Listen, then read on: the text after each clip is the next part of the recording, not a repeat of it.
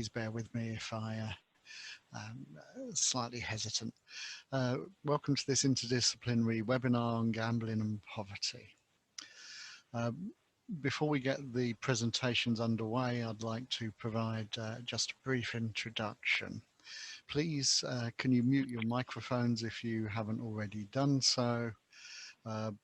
And could you also add your name rather than just being listed as guest, so that we can ensure that all the attendees are legitimate. But as this is mainly an internal webinar, hopefully that won't be a problem, but there have been problems, of course, with Zoom bombing in the past.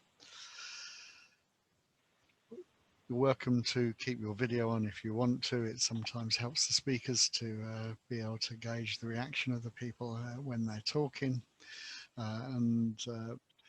Please can I remind you that this webinar is going to be recorded, and that by joining you're consenting for the recording to be made and for us to be able to share it on the website so that people who can't attend can have a look at it in future.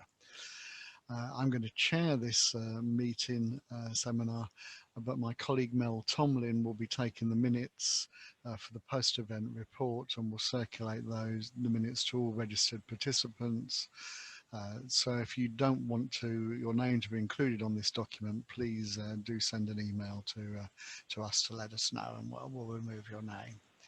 For those of you who aren't familiar with the Bristol Poverty Institute, I'll just give you a quick background. It was established in 2017 as one of 7 specialist research institutes in the University of Bristol in recognition of the university's strengths in poverty research. It was set up with the ambition of driving forward the university's research on poverty and poverty-related matters, as well as to better inform policy and practice in a series of key areas. We've therefore launched this seminar series with the aim to facilitate networking within the university and exposing researchers to different perspectives and approaches, and to showcase the kind of research that is happening within the university, and also to foster collaborations.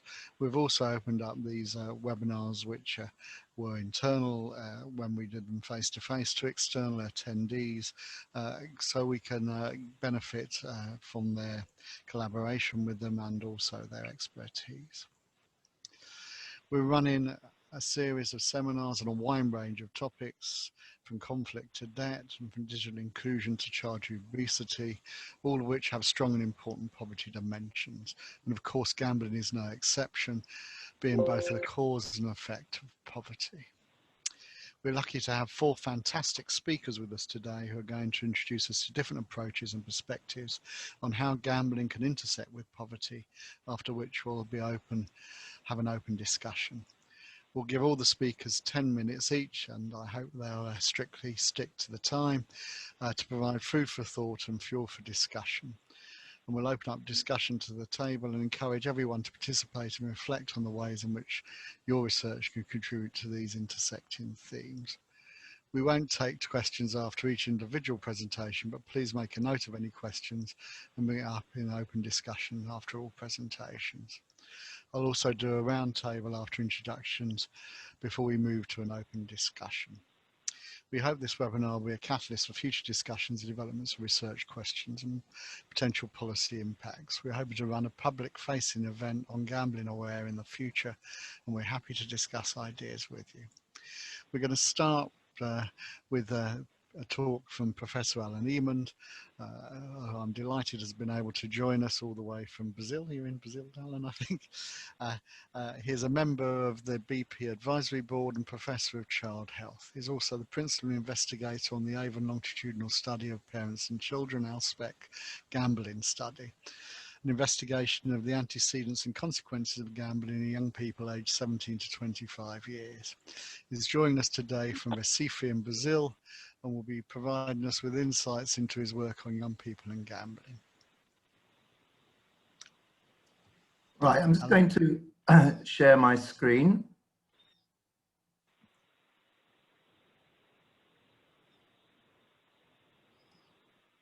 Does that work? Good. So I'm a Professor of Child Health, and my work has been mainly on young people. So what I intend to do today is concentrate on young people, but start by giving an overview of the evidence about gambling and poverty from the UK. Given the time that we have, I thought it would be better to focus on the UK evidence. And that is from the Health Survey for England in 2018, which was published online in 2019. The evidence from ALSPAC, which took 8 years to collect and was published last year. And then 2 up-to-date pieces of evidence from special COVID lockdown questionnaires, one in ALSPAC and one by YouGov Tracker. So the big picture to start with. British people, overall, 54% of people admitted gambling in the last year in the household survey. And as you can see on the bar chart on the left, if you include the National Lottery, all age groups do participate in gambling, and probably middle-aged people the most using the National Lottery. People who are unemployed overall have a lower rate of gambling. In the household survey, 41% of people who are unemployed admitted gambling in the last year, compared to 57% overall. But if you look at the pattern of the gambling in the unemployed participants compared to those who are employed, you'll see that there's an increase in at-risk gambling. Now, this is a generic concept based on the Problem Gambling Severity Index, and it basically includes at-risk gambling, moderate risk gambling, and problem gambling. So it's the broadest term for at-risk gambling. And if you compare that with non-problem gambling, the unemployed gamblers have a higher rate of at-risk gambling than the employed. The pattern of gambling amongst people living in socially deprived situations is displayed using the Index of Multiple Deprivation, the IMD. And here we're comparing the most deprived quintiles of gamblers versus the least deprived quintile. And you'll see that those gamblers who live in the most deprived settings tend to have slightly lower rates of using the National Lottery, but higher rates of scratch cards. They don't go to horse meetings as often as the more well-off, but they use slot machines and bingo more often. So this is, if you like, a more traditional pattern of gambling in the UK. Interestingly, the online gambling in the most deprived families was less frequent than in the better off, presumably because of access. I'd now like to concentrate on the young people, and you'll see here on the right-hand bar chart that if you exclude the National Lottery, the peak gambling age is 25 to 34, and particularly in males. So the males of this age bracket have the highest rates of gambling in the UK. And that's largely because of increasing in gambling online.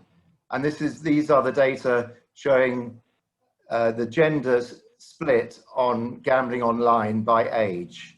And you can see the men in dark blue and the women in light blue. The men at all ages gamble online more than the women, and the peak is clearly seen in young adults. And a lot of this is sports betting. And this has been the big increase in the last 5 years in gambling habits. Problem Gambling Severity Index classifies moderate risk and problem gambling as a score of over 3. And in the household survey, overall, males had a 2% risk of moderate risk or problem gambling. The overall average for all ages and all genders was 1.2%. But you'll see particularly the male predominance in the problem gambling group in the young adults, with rates in the 16 to 24-year-olds of up to 3.84%. Now, Ausbach was a smaller sample, but it's obviously relevant to the Bristol community. Just to remind you that the popular name is Children of the 90s. It's a cohort study based in Bristol and surrounding areas, which started in 1991. And at the age of 17, we started asking young adult participants about their gambling activities, and we got them to complete the PGSI online and on paper. And we repeated the same questions at 20 and 24 years. So we had 3 time points with about 4,000 participants at each time point. And this is the overview. 66 to 68% of 20 to 24-year-olds admitted some gambling in the last year. But the groups that were interesting were the regular gamblers, and regular gambling was defined as weekly or more frequently. And that showed a very strong male bias, as you can see, increasing to up to 18% at the age of 20. And the group with problem or moderate risk gambling increased to 6.5%. And if you look at the correlation between the gambling risk at different ages, between 17 and 20, the odds ratio for at-risk gambling at 17 leaving on to risk gambling at 20 was 7. But between 20 and 24, it was 43. So this shows that patterns of moderate or problem gambling are set very early on and are typically sustained in young adulthood. This bar chart shows the activities that different categories of risk gamblers in Ausbach engaged in. And if you look on the left side, the non-problem gamblers, you'll see they mainly gambled on the National Lottery in orange and on scratch cards in blue. The low-risk gamblers in the middle, as well as gambling on the lottery, they also used the football pools in light blue and online in dark blue. But when you get to the moderate risk and problem gambling group, you can see, firstly, the variety of different activities that the young gamblers engaged with, and also the big increase in that blue bar showing online gambling. So online gambling was the one activity which increased across the ages and increased with the severity of the gambling risk. We asked the young gamblers aged 24 how much they spent on gambling per week, and we only had broad categories, but you can see that 62% of 24-year-old moderate risk problem gamblers spent more than £100 a week on gambling. Ausbach was very rich in terms of the background of these young people. So regular gamblers tended to come from families with mothers with lower educational attainment, families who'd had previous financial difficulties earlier in the child's life. They were more likely to be living in council housing and had more persons per room ratio. And the biggest predictor of the young people's gambling was regular gambling by their parents. And interestingly, at the age of 13, in early adolescence, there was less monitoring by the parents of the young people. In terms of the correlations at the age of 24, this is the problem gambling group now. You can see the literature is very clear about the relationship with anxiety and depression.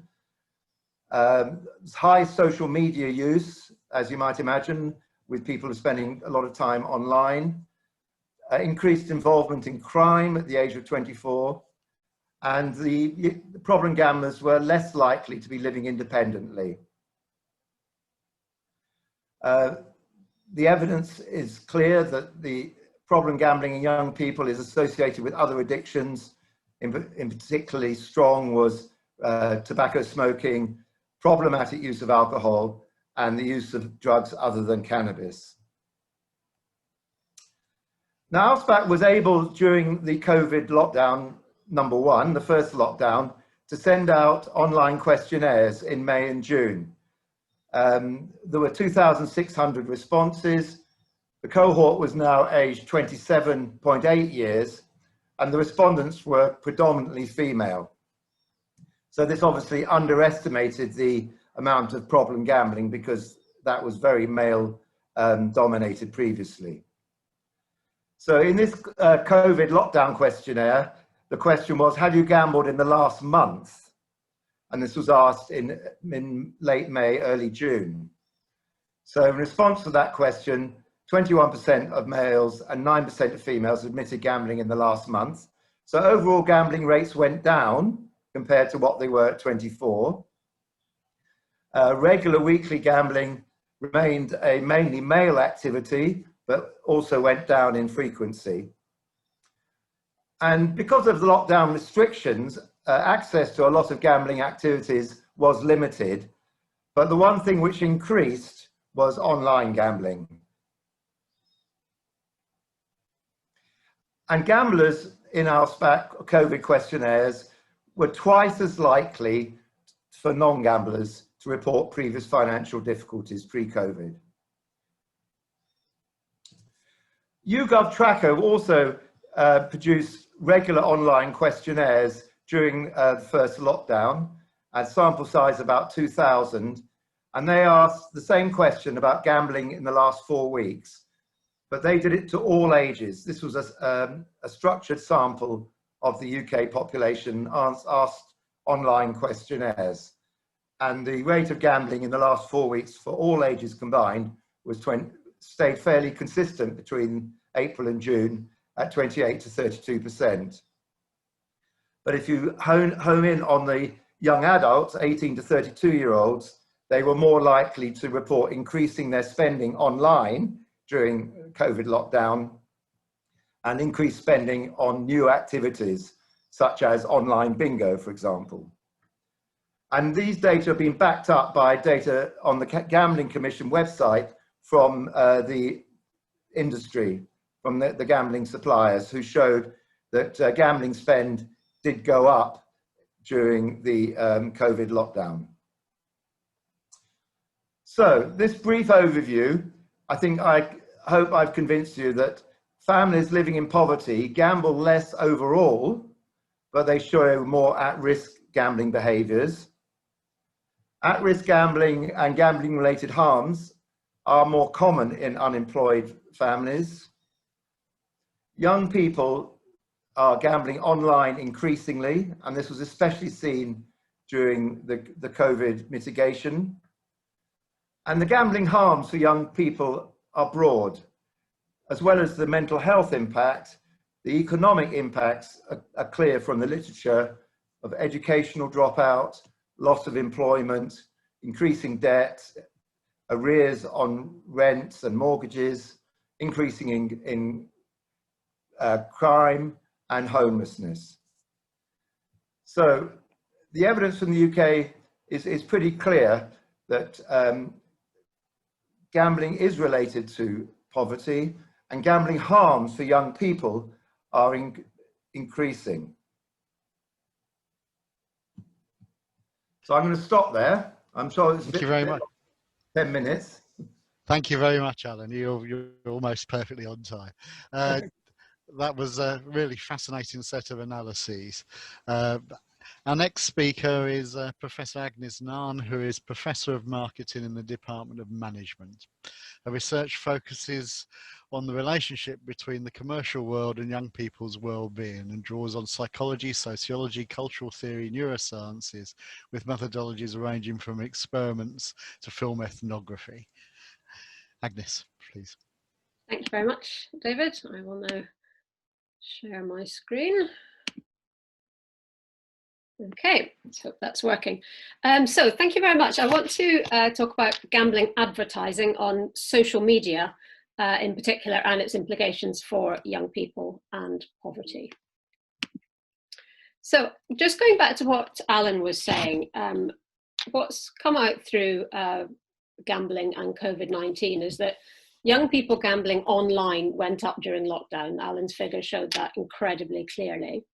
And also that at-risk gambling and gambling-related harms are more common amongst the unemployed. Now, if we take figures from yesterday, we can see that young people, this is the 16 to 24-year-olds in particular, are those that are going to be most impacted by unemployment in the wake of COVID, which is not a very happy situation. More young people will be at home, they'll feel under financial pressure. It's more likely they're going to go online to gamble, and then more likely to face gambling-related harms. Now, obviously, I'm a professor of marketing, and so what I'm interested in is the role of advertising in all of this. And trust me, advertising most definitely has a role to play. If we just look at spend on gambling advertising, and particularly that spend online, it has been rising. So advertising spend has gone up by 56% since 2014. It's now a whopping 1.5 billion. And if you look at where that's being spent, there's 747 million online and 149 million on social media. Now that represents, the online part represents about 60% of total spend, but that doesn't really relate to the impact, because if you think of how cheap it is to advertise online versus how much it costs to advertise on television or in the cinema or sponsorship, the impact of those pounds spent is absolutely huge. And if we look at what's been happening recently, paid online gambling adverts tripled during lockdown. And so the gambling operators realized they had literally a captive audience that they were advertising to. Now, an increase in online gambling advertising is not in the interests of young people who are perhaps unemployed and sitting at home, because where are they spending all their time? Well, online, and very largely playing video games, many of which are streamed. Now, I don't know if you've noticed, but the new PlayStation 5 is about to come up, the new Xbox X is about to come up. Video games are about to be massively in the news again. And what that does is concentrate the attention on video games. It's even true for young people. I mean, 93% of kids play video games for an average of 12 hours a week at the moment. It's something that's part of DNA. What's this got to do with gambling? Well, the rise of esports, or electronic sports. And esports is the professional playing of electronic sports that command a huge audience. Current reach of esports is about 454 million people. If we compare that to more traditional kind of sports, the Wimbledon final will get about 9 million people watching it. League of Legends final will get about 44 million people watching it. And if we compare the ages, the average age of someone watching the Wimbledon final is about 61, and the average age of someone watching the League of Legends final is 26. So it's a totally different demographic and a totally different reach. And the money being made is huge. This is a market worth 1.27 billion. This is the market in merchandising, sponsorship, etc. The betting market alone is worth 10 billion, 9 million pounds, $10 billion. It's a massive market. And again, if we look at the impact of COVID, betting increased 3,000% during lockdown. It's huge. And maybe it's something that's not on the radar of a lot of people. And in case you're not a fan of esports, this is the sort of thing they look like. So you've got League of Legends or Defense of the Ancients, which are fantasy games. We've got first-person shooter games like Counter-Strike Global Offensive, and of course FIFA. So FIFA is now played online. Big football teams like Paris Saint-Germain have their own FIFA team. They have their own electronic team as well as their real life team. And I think what the gambling advertising has done is it's made gambling and esports, it's just normal. So if you watch sports, if you watch esports, you gamble. It's just all part of the same ecosystem. It's now become completely normalized. And this is one of the findings from some work that we did for Gamble Aware, and I know Amy's going to talk a little bit in a while, where we looked at the impact of all kinds of gambling advertising on children and young people. This was a great big project across a number of institutions. My team worked with Ipsos Mori and Demos, and we were particularly looking at social media advertising. And that's what I want to concentrate on just for the last part of my talk. So we were trying to look at what's going on Twitter. So you've got young people sitting at home, they've got their phones, they've got their esports, they've got nothing to do, they're unemployed, they're facing financial problems. What's happening? We looked at 880,000 tweets. We looked at 600,000 followers of tweets that came from gambling advertisers. And we used big data analytics to analyze this. We looked at the volume of this advertising. The big operators are sending about 28 tweets a day. That is a lot of advertising if you're sitting at home receiving that on your phone. And we also looked at the content, and I want to look at a couple of things in that. So first of all, Alan also mentioned this relationship between sports and gambling. It was very, very, very clear from our data. So if you look at this chart, every time there is a sports event, the Grand National, there's a spike in gambling advertising. The Epsom Derby, a spike in gambling advertising. The World Cup, massive spikes in gambling advertising. The two things are almost synonymous in the minds of young people. If we turn to esports, we find exactly the same pattern. This is the Defense of the Ancients International, that's their big international tournament. There's a spike in gambling advertising. Counter-Strike Global Offensive, there is a spike in gambling advertising. Gambling and sports are synonymous, and the operators are advertising exactly the right moment in order to be able to influence gambling on these events. We also found some quite interesting things about the time of day when gambling advertising was taking place. So the blue line is esports, the yellow line is traditional sports. And on the left-hand side of the chart, it's midnight, and on the right-hand side of the chart, it's 11 o'clock in the evening. So if we look at the left-hand side of the chart, we can see that there is a much larger percentage of advertising for esports than for traditional sports. And that's because a lot of esports happens in South Korea, it happens in China, it happens in the States. It happens at a time when UK young people it's the middle of the night. And that's not ideal, because that's when your defenses are down, when you're not able, your impulse control is much less. And here is where there is gambling advertising happening at a much greater rate than for other kinds. Just to turn to some of the content that we found within the advertising, one of the things that was very clear was that this is a branded atmosphere. The whole point of brands is to make you feel good about whether it's Coca-Cola or Dove or whatever it is. Branding's there to make an emotional connection. And we can see that branding is very heavily used by gambling operators. Brands like Paddy Power are incredibly good at branding. They make their adverts fun, they make them cool, they make them very, very engaging. The other thing we looked at was whether you could see an advert and link straight to a bet, because that's where impulse control, particularly in this age group, can be problematic. And as you can see there, the vast, vast majority of these adverts linked straight to a bet. Also, again, drawing on what Alan was saying, if you look at what's being portrayed in these adverts, what kind of people are being shown, and we can see highly, highly male biased. So the pictures of the people that are in these adverts are largely male and largely extremely young. Again, if we look at esports, really very young. And actually, it's against regulations to show people under the age of 25 in a gambling advert. So you can see how advertising is fueling the findings that we've seen already, that there are particularly vulnerable groups to gambling and problematic gambling.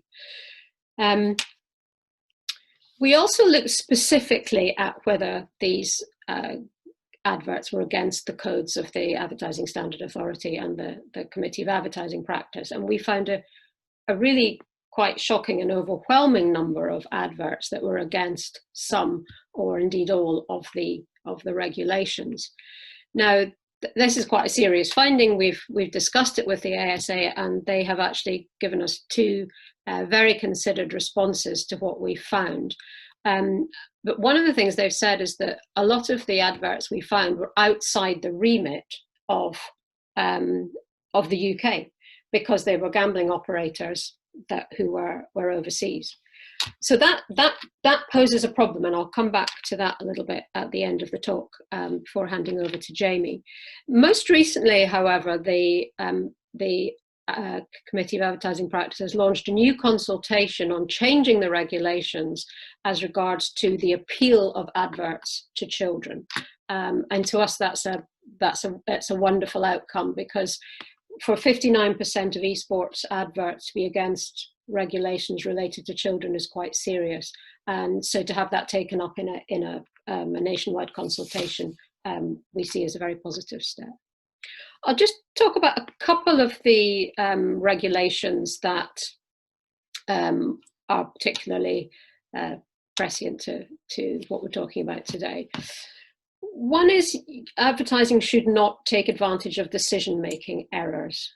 It shouldn't make people, feel that they have to gamble now, or that they're not able to understand what's going on. And the literature review that was part of our study found that, in fact, that gambling advertising in general does seem to be more attuned to taking advantage of decision-making errors rather than making them clear.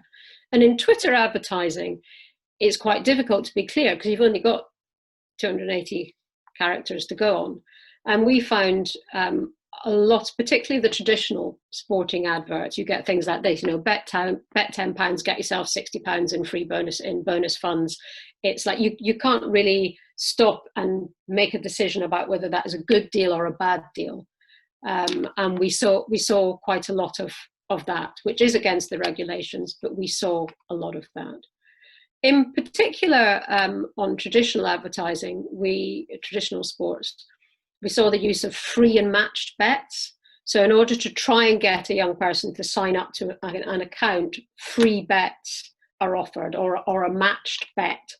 And we all know the power of free. Everyone loves something that's free, even though we might know it's not really free. And we discovered that a fifth of bookmakers for traditional sports were using this kind of attraction. Esports in particular were using this urgency, so hurry up, bet now, which particularly if this is happening in the middle of the night, is not ideal if you're a young person, you're sitting at home, you're unemployed, and you need some money.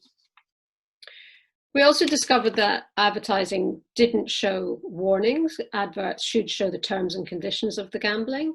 It should highlight the fact that gambling can be dangerous, and also show that you can't gamble if you're under 18. But on very, very few of the tweets was that made clear. And finally, advertising shouldn't portray gambling as a source of income. Now, if you're unemployed, very, very attractive to think that you can make £1,000 every month if you gamble, which of course is not necessarily going to be true. And yet we found that over a third of one type of our adverts for traditional sporting was showing gambling as an income source. So what next? Well, we know that individuals can block themselves from gambling with UK operators through the GamStop system, but they can't block themselves from online advertising.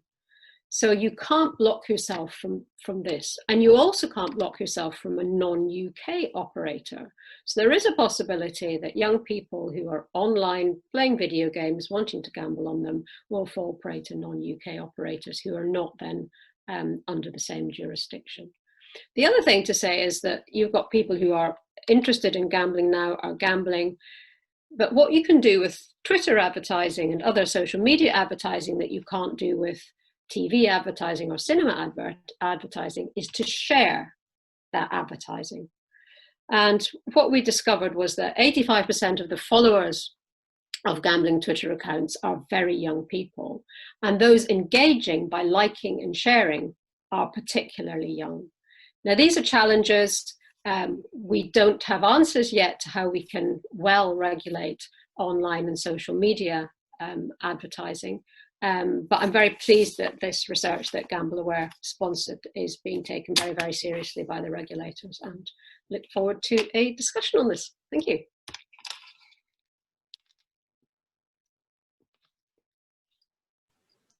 Thank you very much, Agnes. They were some really fascinating and extremely troubling findings about how the ASA rules and regulations seem to be being flouted wholesale. So our next speaker is Jamie Evans, a quantitative social researcher at the Personal Finance Research Centre in Geographical Sciences. He has a wide range of research interests, including personal finance, consumer vulnerability, financial inclusion, and social inequalities. Jamie, please. Great. Hi, everyone. Okay, I will try and share my screen.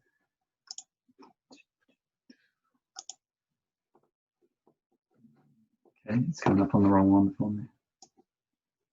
Oh, that's fine. Yeah, okay, so basically we have, we've heard an awful lot about the kind of relationship between gambling and financial difficulty. We've seen, what a terrible impact it can have for people. So I want to talk about a bit of work that's kind of looking at what we can do about that, what we can do about the link between gambling and financial difficulty, and in particular the role of financial services firms, which is mainly banks basically, in reducing gambling harms. So a little bit later I'll talk about a project that myself and colleagues are working on that's funded by GambleAware, kind of looking at this issue. But really I wanted to give a bit of a kind of overall introduction to the types of thing that the kind of financial services firms are doing to tackle gambling harms. So yeah, why are we looking at financial services? Well, there are four main reasons really, and the first is that that financial firms are quite interested in the topic of gambling, and that's mainly because the regulator wants them to be interested and wants them to take action. So the Financial Conduct Authority took over regulation of the consumer credit market in 2014, and when they did that, they had a real agenda to try and make banks kind of treat vulnerable customers more fairly. So yeah, the regulator wants them to take action, so they want to take action basically. And the good thing about financial services is that they have really good reach into the population. So the majority of people have a bank account, deal with a financial firm in some aspect of their life. So again, a big opportunity for impact. The transaction data that financial firms hold gives a really unique window into the lives of the customers. Really, really powerful data. Whether we like it or not, they can see what we do an awful lot. So yeah, and unlike a gambling operator, which will only have a view of the money that you're spending with that particular gambling operator, the bank can see how much money you're spending in total, depending on how many bank accounts you have, of course. Yeah, and the kind of crucial bit of why we're looking at financial firms is that they're already developing interventions in this area. And what we would really want to do is make sure that what they're doing is evidence-based and informed by the best evidence that it can be. Because if not, they'll just carry on and do it anyway, I think. So what are the kind of things that banks are already doing and kind of thinking about in relation to gambling? So the first one, and the one that is probably most commonly talked about, is that banks have introduced gambling transaction blocks. And these allow an individual to effectively turn off the ability to be able to spend money with a gambling operator. And many of the blocks on the market have a cooling off period. So people would have to wait. It's either 24, 48, or 72 hours before you're able to gamble again after you kind of try to turn off the block.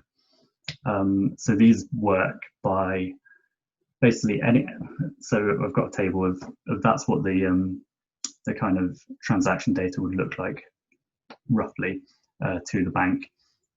So each transaction that you do, the bank can see what category the transaction falls into. So they're able to identify the ones that are related to gambling and prevent them from happening. So that means that they can pick up on the kind of more obvious gambling transactions, but can't tell if you were to buy a lottery ticket in a shop like Tesco, that wouldn't be picked up because they can't look in that basket of goods. Anyway, this is the main intervention at the moment, and I think there are 8 banks which offer gambling transaction blocks at the moment.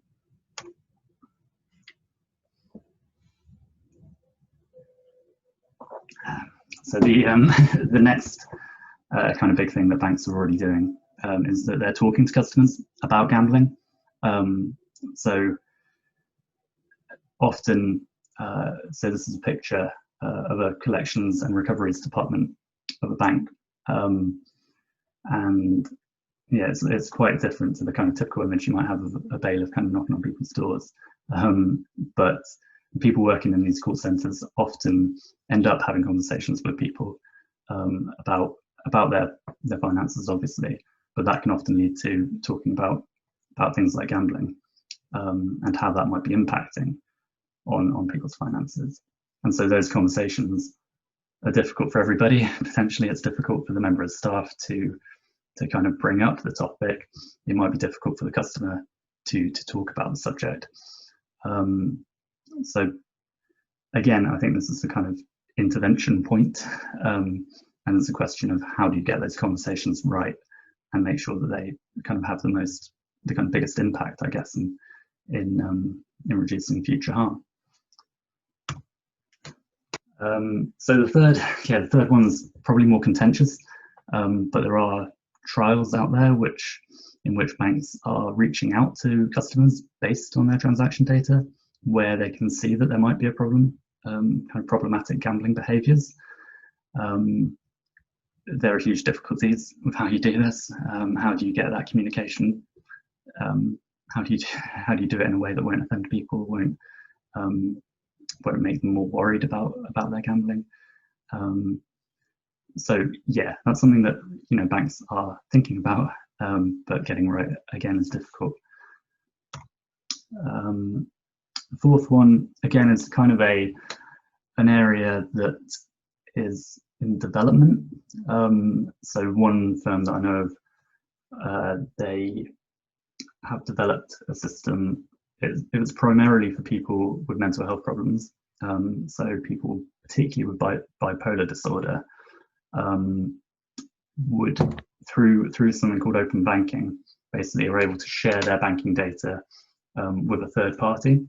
So if you wanted a friend or healthcare professional to look at your or to be notified when you're exhibiting kind of problematic behavior. So if you've spent too much on gambling in a particular time period, if your bank balance goes too low, whatever it might be, there is potential for kind of third-party alerts. which I think is quite interesting, could be helpful to some people. Again, not ideal for everybody, but yeah, that's the kind of another area that thanks for looking at.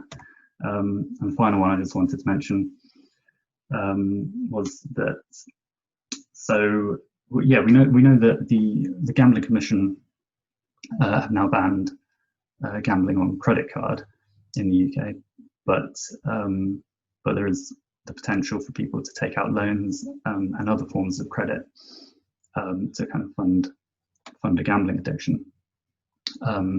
So one area that could potentially help with this is that credit reference agencies could allow their customers to opt out of getting further credit in future by adding a note to their credit file. So again, this is dependent on the customer making that decision and saying, no, I don't want any more credit. But yeah, if they do that, then there's potential to reduce harm in that way too. Yeah, so that's kind of roughly what banks are doing. Some of the things, I'm sure there are many other things that they're thinking about. But yeah, basically we're really keen that we need to build the evidence base around about the kind of thing that they're doing at the moment and how we make sure that these interventions really work. So the program of work that I'm kind of invited to talk about is a 3-year project funded by GambleAware called the Magpie Program.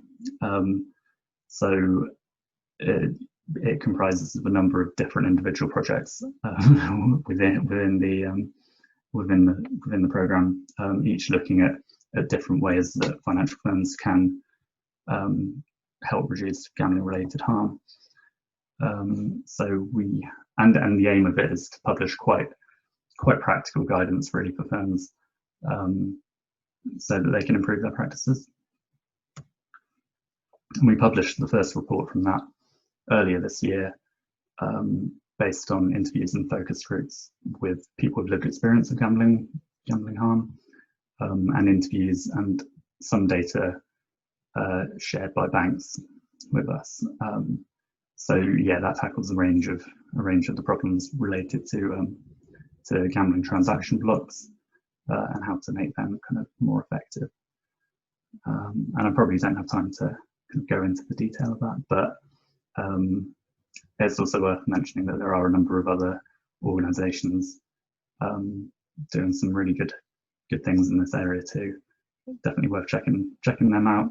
I know that Anya Skotova on the call here is doing some really interesting stuff with transaction data.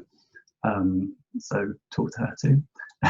But yeah, this is kind of an invite really for people to get in touch. If you want to, I don't know, look into this area a bit more, I'd really recommend it as an area with a lot of potential, I think, for both research, but also to make a real impact and yeah, help people in future. So yeah, that's me, I think. Thank you very much, Jamie. That was a really fascinating insight into the attempts by financial institutions to reduce the harm of problem gambling. Harm reduction isn't something we always associate with financial institutions, so that was really interesting. Okay, our next speaker, our final speaker we're going to hear from is Dr. Amy Sweet, who is a research manager for GambleAware. GambleAware is an independent grant-making charity which uses best practice in commissioning, including needs assessment, service planning, evaluation and outcome reporting to support effective, evidence-informed, quality-assured prevention of gambling harms. Amy. Thank you very much. I will just share my screen. Hopefully you can all see that okay. So let me just start from the beginning. Perfect. So thank you for that introduction. Obviously you've heard from Alan, Agnes and Jamie, who have all been commissioned by GambleAware to carry out research. But I thought for those that don't know us or aren't familiar with our work, I just sort of go into the kind of key areas of commissioning, because it's not just research. We also commission a network of NHS and voluntary sector organisations to provide support to people experiencing gambling harm. And that's delivered through the National Gambling Treatment Service across Great Britain. It's completely free to anybody that wants to use it. We have a 24-hour helpline. We have an online chat function for people to flag that they need help and support. We have online counselling. We, outside of COVID, we had face-to-face counselling and psychotherapy, and we also have 2 residential centres that offer sort of long-term rehabilitation for people needing kind of more sort of focused support. We also lead on and produce on public health campaigns at a national scale. So we've got a comms team that look at producing adverts, specifically a kind of around sporting fixtures, leaflets and posters, just to kind of sort of flag with people that, you know, gambling can lead to more problematic harms and experiences. And so it's just kind of as a reminder to, you know, just have a little think before maybe you put the next bet on. And we also work to support kind of early intervention and education programs. So we work with organisations such as Citizens Advice to offer debt support. We work through partnerships with schools, specifically with an organisation called Parent Zone. So we provide support to sort of teachers and parents, but also raising the issue in schools. So young people at an early age are aware of the issues, as Alan and Agnes both highlighted. You know, gambling can affect young people and children as well. So it's about making sure that they're aware that there are harms associated with gambling, as well as just kind of winning money or sort of having fun. And then finally, obviously, as you've heard today, we fund various different research projects. Really, we're looking at building on evidence and generating evidence out there for what works for certain people in terms of sort of addressing gambling harms, but also, you know, we want to be able to inform our colleagues in the education, prevention and treatment teams about kind of what works, or where there are areas and gaps that we need to better understand how to sort of approach people, engage with people and support people experiencing gambling harms. So I just wanted to highlight, I know Alan mentioned this in his presentation, the Problem Gambling Severity Index. So a lot of our research focuses around this, because the Problem Gambling Severity Index is one way of analysing or assessing the harms experienced by different people who gamble. It's a self-assessed questionnaire, so people, you know, it's not necessarily carried out in sort of doctor surgeries or things like that. Anyone can do it. You can go online and do it yourself, and it gives you a score of 0 to 27. And as Alan spoke about in his presentation, there are different categories. So people that are low risk generally have scored 1 or 2, so they maybe have answered one of these questions, and then it goes right up to 8+. So people that score more than 8 on the Problem Gambling Severity Index are considered problem gamblers, and problem gamblers are generally people that have quite severe impacts as a result of gambling. And as you can see in the questions, I've sort of starred 5 of the 9 questions that all relate to finances or money issues, so we can obviously kind of link that to experiences of deprivation or poverty.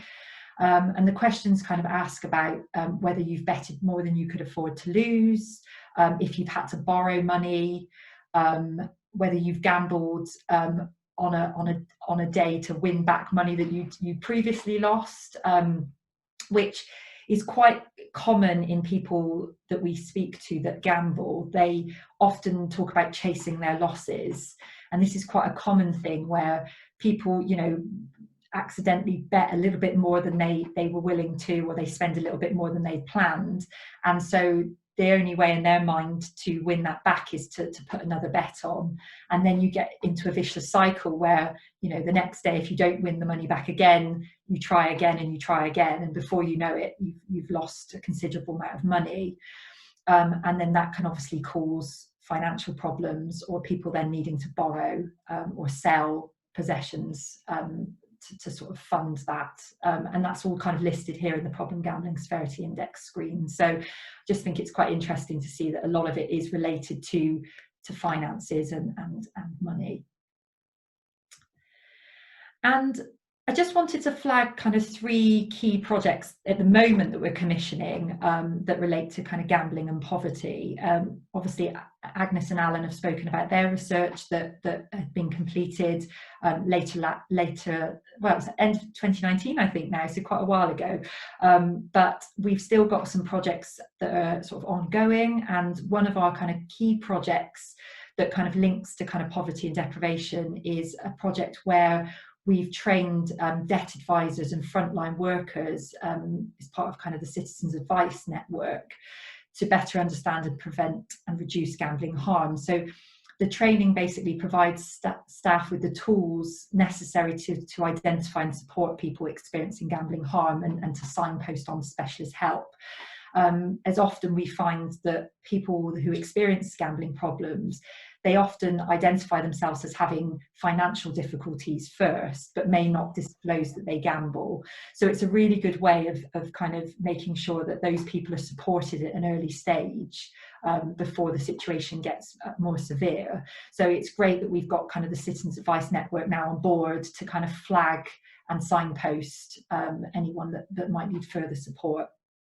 And then, as Jamie mentioned, we've still got a project ongoing with the Personal Finance and Research Centre, known as Magpie, which Jamie alluded to, looking at gambling sort of spending blocks, specifically on debit and credit cards.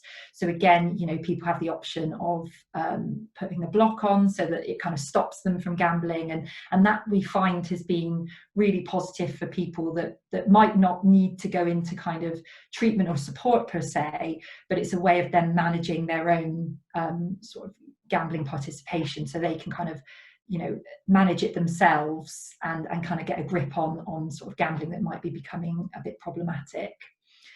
And then finally, kind of in relation to gambling and poverty, I just wanted to flag a survey that we carried out last year on treatment and support demands, and that was carried out by YouGov, who surveyed a nationally representative population of 12,000 people about their need for treatment and support. And we're actually just about to go into the field again with this survey in this month as an annual survey, so we can kind of keep track of kind of gambling harms, participation, motivations each year.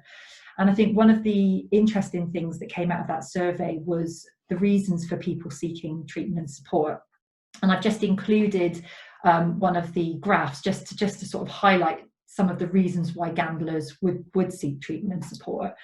And I think it's really important to say at this point that stigma comes out is quite a big factor for a reason why gamblers don't seek treatment and support. And that can mean that gambling can be sometimes quite a hidden thing. And it's not always, you know, people can hide it quite easily. And there is a real stigma around actually admitting that there's a problem. So for gamblers to actually have sought treatment and support, they generally have a sort of a real concern, or there's a real need for them to stop gambling.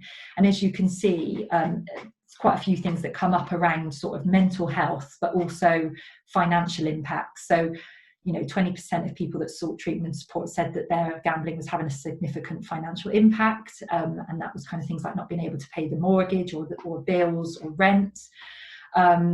They felt that their gambling was affecting their family, and that's something that we know is a really big issue. You know, we know that there are a lot of people across the Great Britain experiencing gambling harms themselves, but that often has a negative impact on the people around them.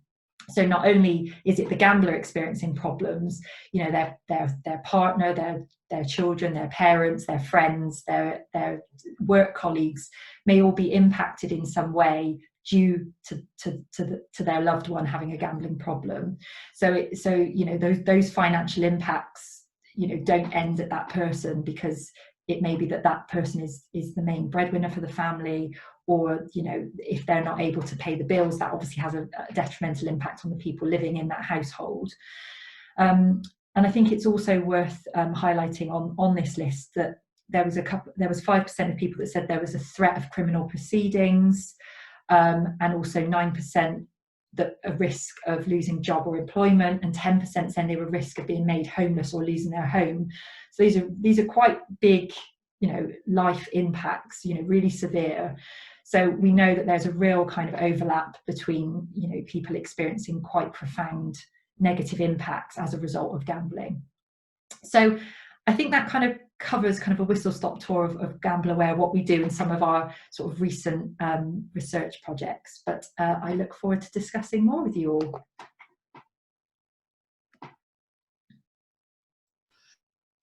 Thank you very much, Amy, and thank you to all our speakers. We've had a fascinating range of presentations and lots to discuss and lots of food for thought. Before opening up the floor to questions and discussions, we're going to have a quick round table session. And I'm delighted that Dr. Lauren Winch, the manager of the Bristol Poverty Institute, has managed to join us. And I'm going to hand over the chair to her to facilitate the next part of the meeting. Lauren, please. Okay, thank you very much, David, and thank you for stepping in when I had my technical issues earlier. Apologies that I joined you late. I had dialed in on the phone, so I was listening, but I wasn't able to speak at the start. But I'm really glad I was able to listen in, because it's been a really fantastic range of presentations, as Dave said, and really great to hear about the different dimensions and explore ways that we might be able to work together. So, as we said before, opening up to open discussion, just wanted to go through people here to introduce themselves who haven't spoken yet. So I'm just going to go in the order that you're on my screen. So first person is Anya Skotova. Hi, so I'm based in School of Psychology at the moment at Bristol, but I'm moving to medical school, to population health sciences, to start my new fellowship in February, which is going to look in how to use transaction data for population health research. And I'm going to be working with ALSPAC and linking loyalty cards and banking data into ALSPAC. So it's very kind of interesting for me to listen specifically to Alan's talk, because I haven't actually explored much of gambling data with ALSPAC, but I think it'll be very useful to talk further about it. Great, thank you. Next on my list, I've got Noah Sapler. Hi there. I'm not actually an academic or anything at the uni. It's mostly personal interest, but I was originally, have been based in wellbeing at the uni. So my interest is in mental health, and I have really enjoyed a lot of the seminars that have been done in the Poverty Institute and how that does link to mental health and wellbeing. So that's me. Thank you. Great, thank you, Noah. Next, we've got David Collings.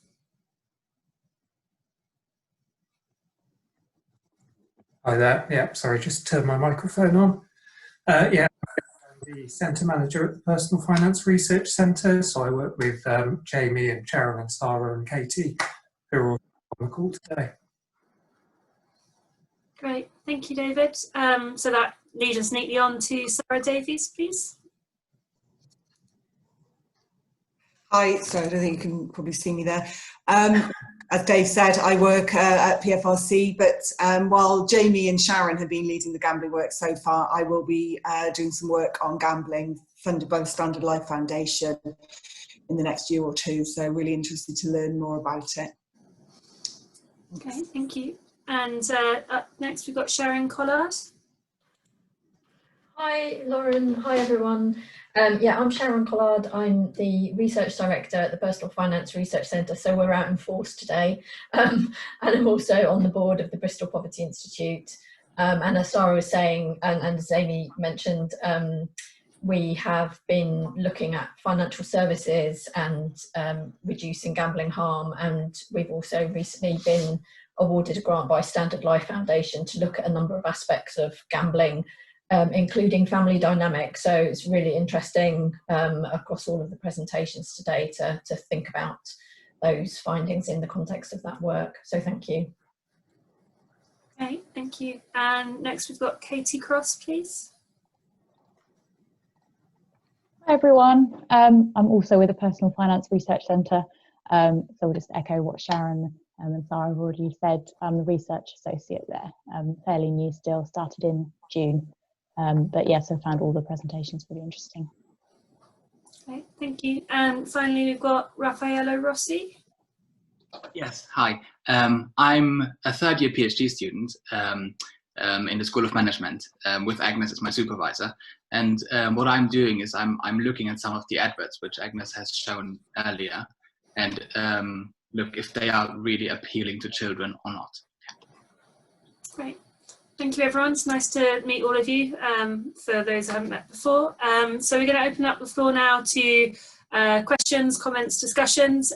So if you've got anything to say, obviously we've got enough people here that you can just raise your hand, or alternatively, if you just put a note in the chat with your name, I'll then call on you, and you can then unmute and go ahead. So I guess first things first, does anyone have any comments or questions for any of our speakers following their great presentations? Anya? Very interesting presentations today, really kind of scary as well, how bad everything is. As I said, I'm not in the topic of gambling as much. I just wanted to say, ask if you're going to share the slides, because I especially wanted Alan's slides to just have myself. It would be really great if you could all share the slides. I have a question to Jamie. You mentioned that some banks are reaching out to customers based on their transaction data. Is it actually happening already, or it's plans? I haven't heard about it. So I know, I think it's Barclays have published, they've definitely published a report that they've done, which kind of looks at,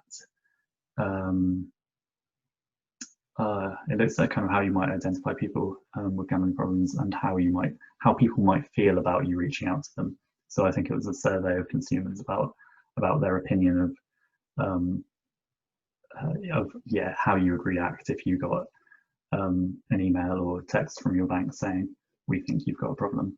And I think the general conclusion was something along the lines of, I think people thought it was probably a good idea, but more for other people than for them. And I think that's the thing that you often get here. And when it comes to dealing with people in more vulnerable situations, I think the reaction will often be different. And that's why we would kind of argue that it's really important that you have people with lived experience who are kind of involved in designing the intervention to begin with.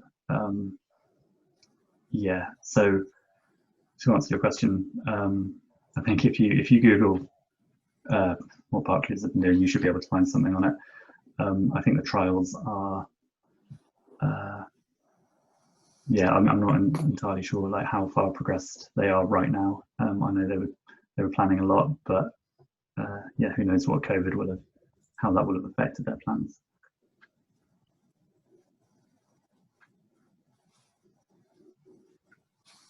Great, thank you. Any other questions? Oh, I see Sharon's got her hand virtually raised. Do you want to go ahead? Thanks, Lauren. Yeah, it was a question I think probably across Agnes and Amy, I think, because I was really interested in this kind of the esports phenomena and just how big it is without perhaps being particularly kind of in the mainstream of knowledge. And I just wondered what your thoughts were in how effectively esports participation and potential problems with esports gambling are being picked up in kind of official statistics and being measured, and whether it might mean that actually, I don't know whether actually some of the surveys have boost samples for young people, but it sounds like maybe if they don't, there should be something to be accommodating for that phenomena. Yeah, in terms of official statistics, I don't think it's reached there. I mean, there's lots of facts and figures, and Raffaello might have something to add here as well, but they tend to be in sort of techie magazines and esports magazines, and a lot of it's in the States. So in terms of official statistics, I don't think it is being picked up. but I think it should be, because some of those figures are quite extraordinary. I don't know, Raffaella, do you want to add anything there?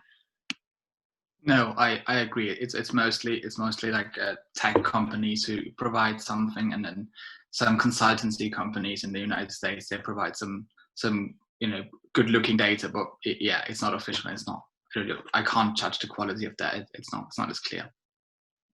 It was definitely something that I think we picked up over COVID-19, especially in the original lockdown, because there was no sports taking place. Esports just completely went through the roof in terms of participation. And I think that was the time when people started to go, this is probably a bigger issue than we realised.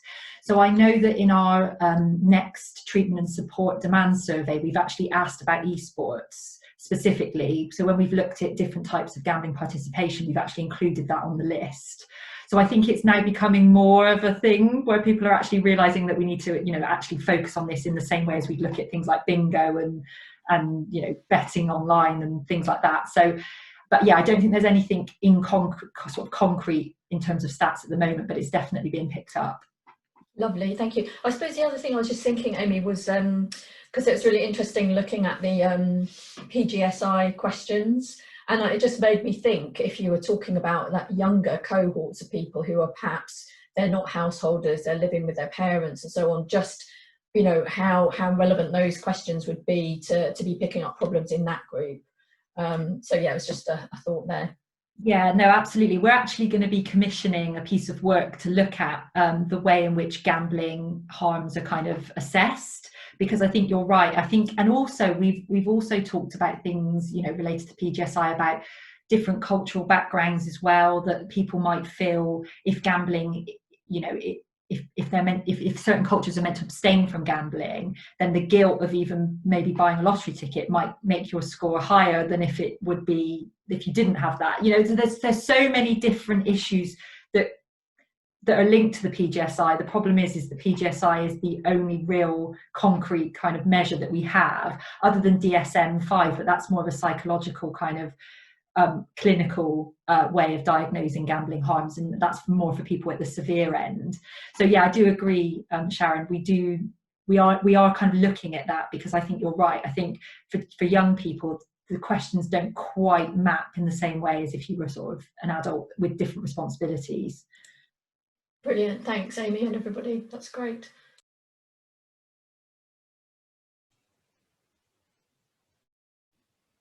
Oh, my unmute didn't work. David had his hand up there. David Gordon. Thanks very much. I just want to follow up on what Sharon and Amy have just been saying.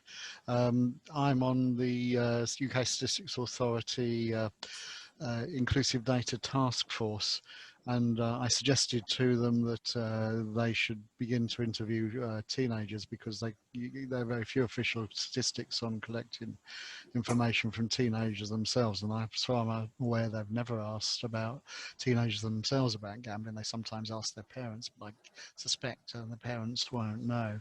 So I was wondering if Agnes and Raffaello would be happy if I was to share some of your findings about how there's been targeting of children against the rules, particularly by companies from overseas, to try and increase gambling amongst school-age children.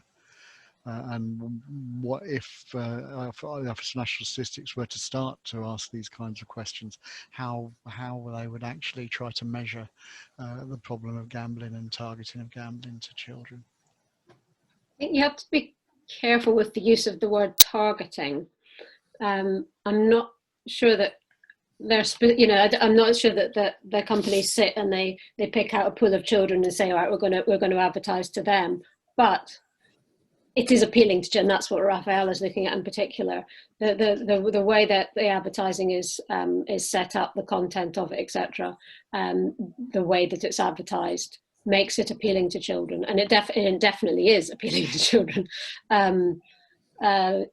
Whereas they might not be specifically targeted. There is some research using avatars, which is another part of our research project, where you set up fake profiles of individuals to go around the internet, and you see what kind of adverts that they are served up. And there was some evidence that young problem gamblers were specifically targeted.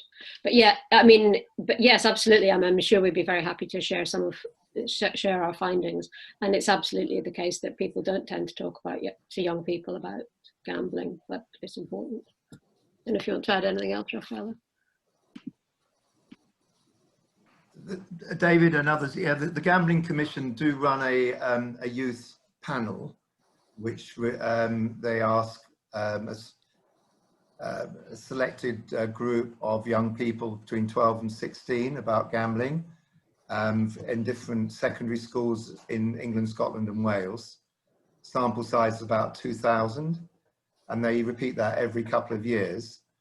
And that shows overall that gambling rates amongst people under 16 is static, having come down from 23% down to about 11 or 12% admit some sort of gambling. But the online gambling is increasing. And I think that's the issue really, is that we always seem to be behind the curve with the very young in capturing what's actually going on online. And the interface between social media and traditional gambling is getting much more blurred now for the very young. Great, thank you. So Agnes, I know you had your hand up earlier. Have you covered the points you wanted to raise there, or was there anything else you wanted to add? No, I wanted to ask something of Jamie, maybe Anya actually, which is to do with the privacy aspects of blocking technologies. So, I mean, you know, how would I feel if my bank phoned me up and said they thought I had a problem because I've been trawling through my transactional data?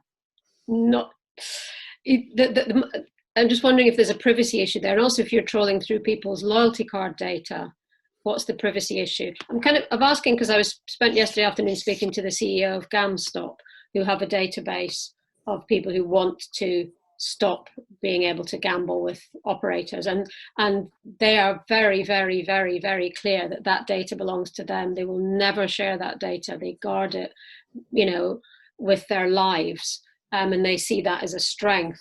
And I just and we were talking about, well, you know, can you use this technology with advertising? It was like, it's a huge issue. But I'm wondering if you know, bank data, loyalty card data, yeah, on the face of it, it's great if people can use that to highlight problems. But how do you overcome the privacy issues? So is it? Sorry, yeah. I mean, it's like, I think there are two kind of sides of your question. So one thing, if the bank is analyzing it in order to identify consumers to target, and the other, I don't know whether you're asking about researchers analyzing it, or is it also part of your question about privacy? Well, I mean, it could be. I mean, if you've given your data to Tesco's for a specific purpose, you know, have you also given it out for research purposes? Yeah. So data for all sorts of. Yeah. So first of all, banks already analyze this data. So it's kind of, they already. I mean, and supermarkets share the data for various purposes as well with other, you know, with companies. So that's already happening anyway.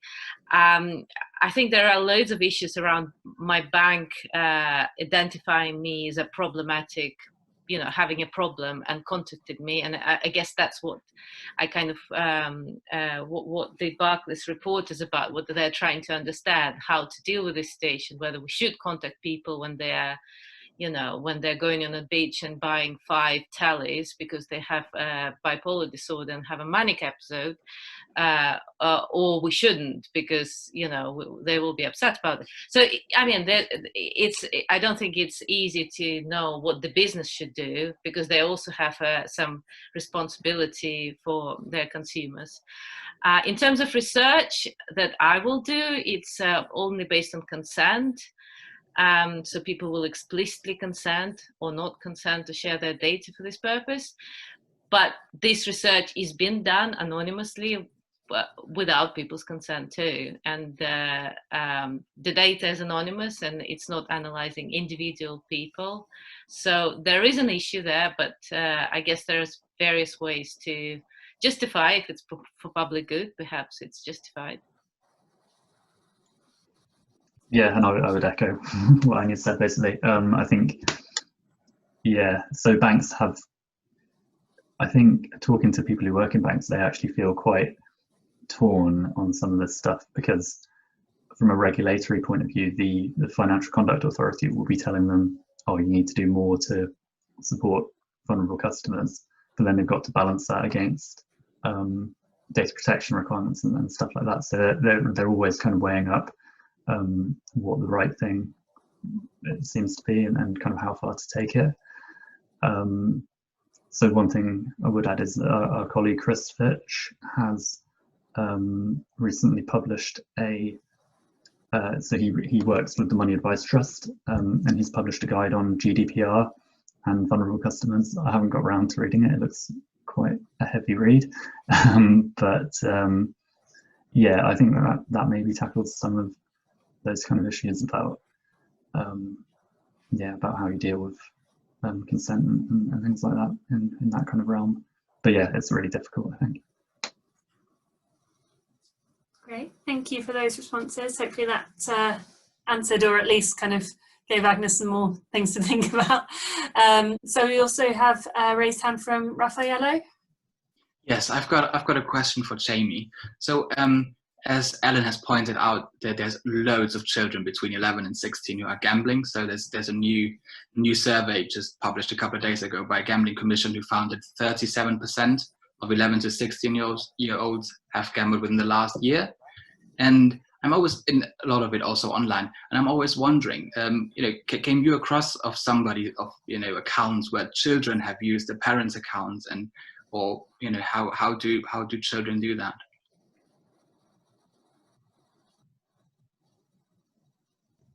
So do you mean children using their parents' bank account?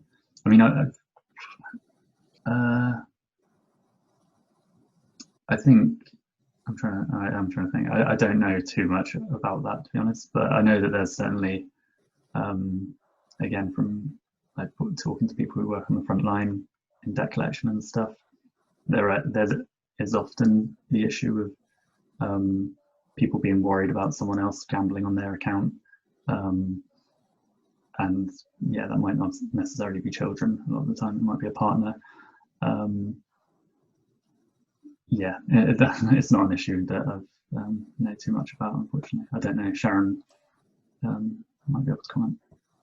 Yeah, I think certainly from the discussions we've been having around the Gamble Aware work that we've been doing, and talking recently to kind of parents of children or young adults who have a gambling disorder, I think certainly there are issues there about children stealing from parents, for example, or from other family members, and using credit and debit cards. So I think, yeah, and one of the things that we didn't get a chance to look at in a great deal of detail in our work on gambling blocks was just what's available for the under 18. So it wasn't always entirely clear from the banks whether under 18 accounts were automatically and by default blocked for gambling, and perhaps other transactions, some are, but for others it's not entirely clear. So I think that's something that we kind of need to pay a bit more attention to. And there was other issues, I think, for parents trying to help and support their children, or adult children with gambling problems around, how they're coming back to the really good point about privacy and kind of GDPR. How can parents help their children manage their money in ways that are actually kind of not illegal? Because sometimes the young adult would need to give their parents their login details to their banking so that their parents could control their banking. So it feels like there is more that can be done there around, and it wouldn't only be relevant to banking. To gambling. It could also be relevant to people who've got a carer and want a carer to kind of have some financial oversight for them without going down the route of having a joint account or going down the route of having a power of attorney.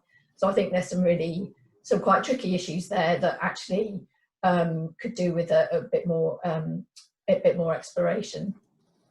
Okay, thank you, Sharon. We've just got a few minutes left, but I saw Alan had his hand raised, so I'm going to hand over to you, Alan, for the final comment before we wrap up.